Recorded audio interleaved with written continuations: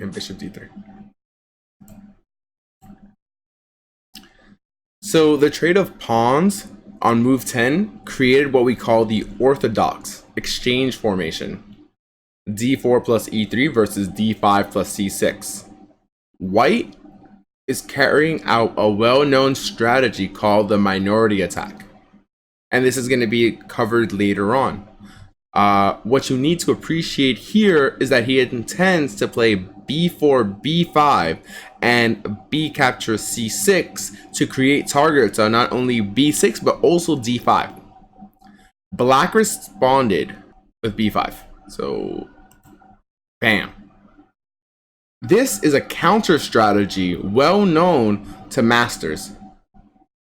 Black not only stops b4, b5, but sets up white's b pawn as a target that can be attacked by bishop e7 to d6 and then also queen e7, making a bishop and queen battery. He also prepares to bring his knight into play on an excellent outpost square, knight b6 to c4. But there is a counter strategy. White knew that the way to exploit b5 in very similar situations is to break through the center. e4. So here's a counter strategy to the counter strategy to your strategy. Then he threatened to win a pawn with e captures d5 or gain space with e5.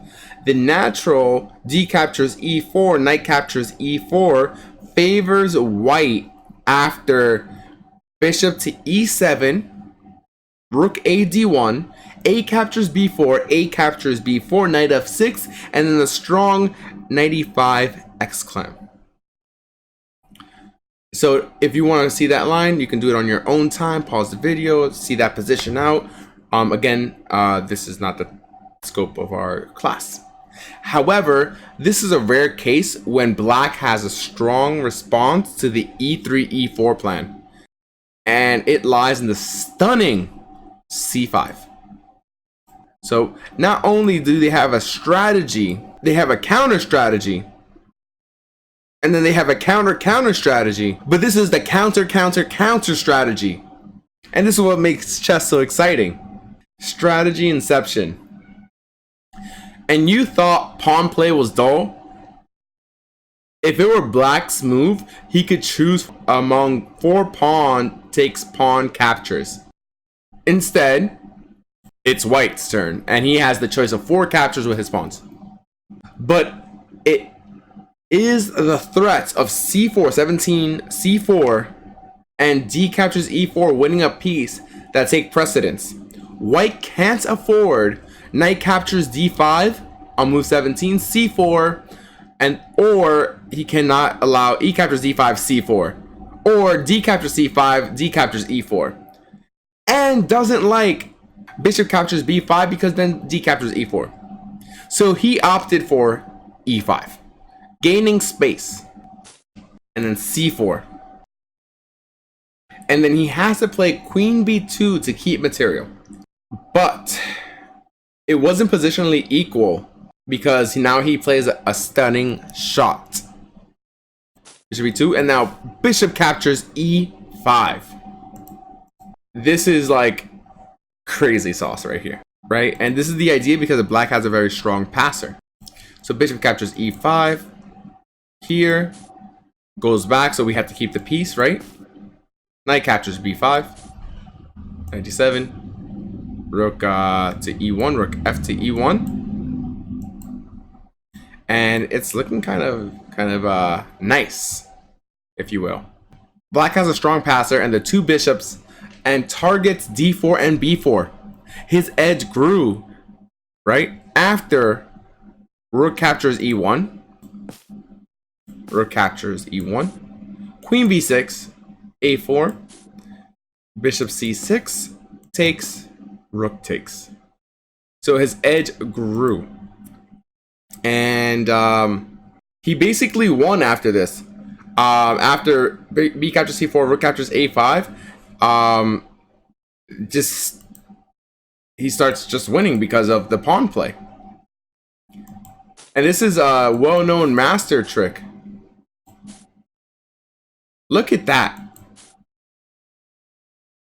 Bam.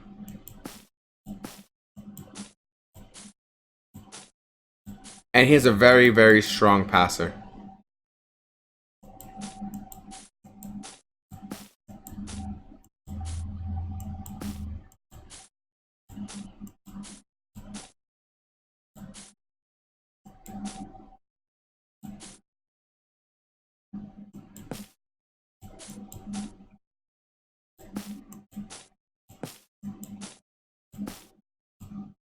And GG. So this is insane. So reading from the text again, pawn play becomes trickier when the structure is so fluid that it evolves into different formations, or sorry, that it can evolve into different formations over the course of several moves. And each potential change requires evaluation. An illustration of that is Tall versus Anand in 1989. So Tall versus Anand, if you don't know who Tall is, one of the most tactical players, and Anand, one of the most he was world champion, so I don't have to say much. But just don't ask me to pronounce his last name. I can't. It's beyond me. All right. So let's go ahead and look at this game. So c4, c5, and then knight f3. So let's see how it goes. Okay.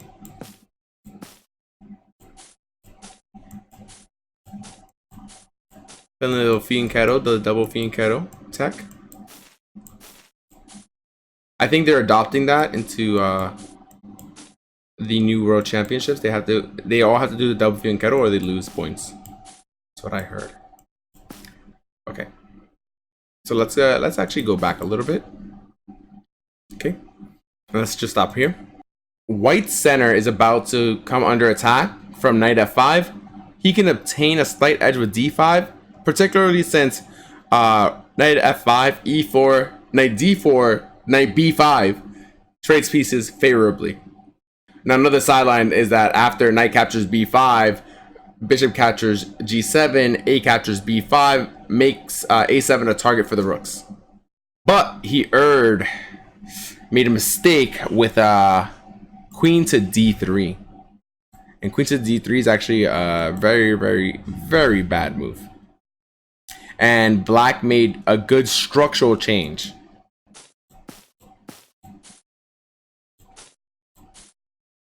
So knight f5 actually created another fork in the road. If white had gone on the defensive, so let's actually go back a move. Okay, so if white had gone on the defensive with knight e2, black would have obtained an edge with another change, d5. Then c5, a5 stops white from obtaining the favorable pawn of formation with b3, b4, as we'll see in a few chapters later. And in this case, black will continue b6, since c captures b6, queen captures b6, turns the white b pawn and d pawn into a chronic weakness. But this did not happen. White thought something more ambitious than knight to e2. His best chance for equality was knight d5, 17 e6, knight e3. But he made another natural move, d5. Bam, bam, queen b6.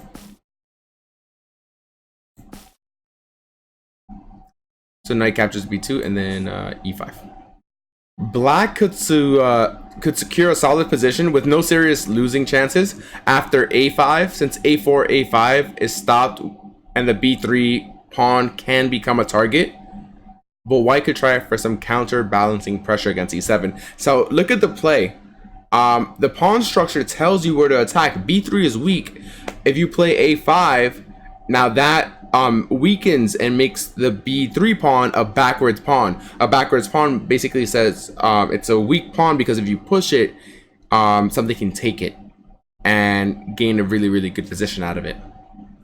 But black found the superior e5. Yet another change in the structure. If white allows that to stand, he is definitely worse. Black would have had a wonderful outpost on d4, and they would no longer be a target at e7. From a positional point of view, d captures e6 is forced. So it's actually quite cool because in the minds of some amateurs, they're like, oh, he just pushed his pawn, I don't have to touch it, and if I take it, then he's gonna have 2 pawns. So I'm just gonna leave it like this. But actually this is positionally lost, if you will. So bam, the next move, and then F captures E6. Alright, so F captures E6, and then Rook A D1 and Rook F6. So black will, and let's just put that on the board for you guys. Bam, and then Rook F6. So black will play bam, E5.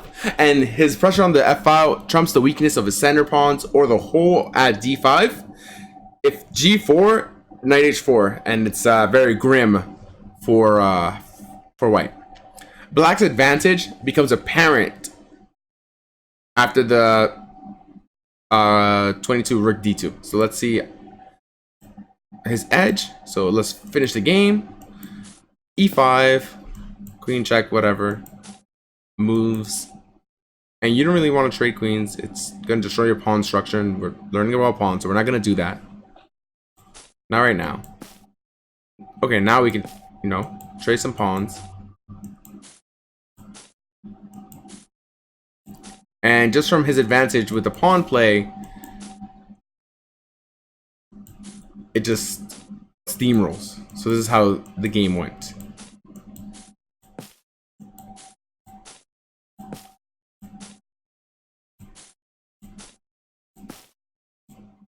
Very nice finish, actually. This is beautiful. As these examples show, it is often hard to recognize what a good pawn structure looks like, and sometimes harder to understand why it's good.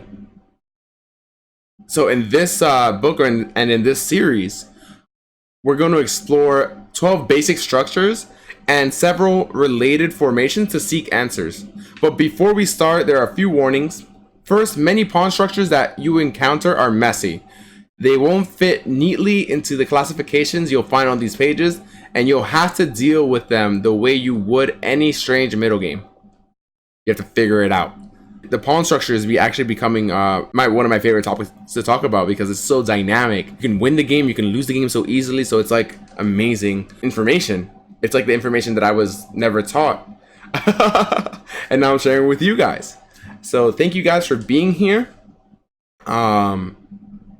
I'm just at a loss for words for all this information that was bestowed upon us. If you liked what you saw here, give this channel a like and subscription and do all that good stuff. If you want to follow with us, down below it's going to be the book. And also, if you need a little bit more help, there's also the Patreon link down there. I am accepting students now.